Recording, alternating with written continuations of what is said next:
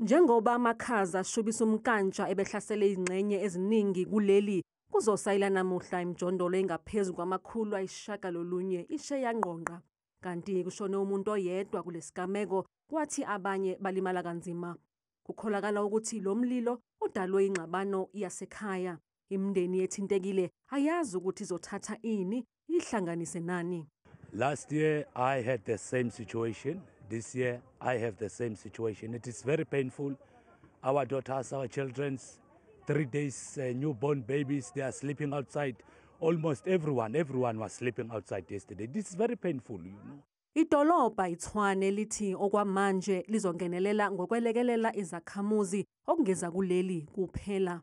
The city has resettlement plans underway to provide permanent housing for qualifying beneficiaries of both Cemetery View and the neighboring Plastic View.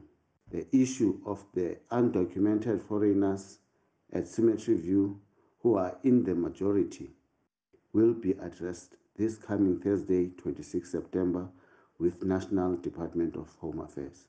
Izakhamuzi zihlele ethembeni lokuthi zizoluthola maduze usizo oluvela kuhulumeni njengoba kule ngqele kubukeka engathi indawo yokufihla ikhanda kusihlwa ayibonwa.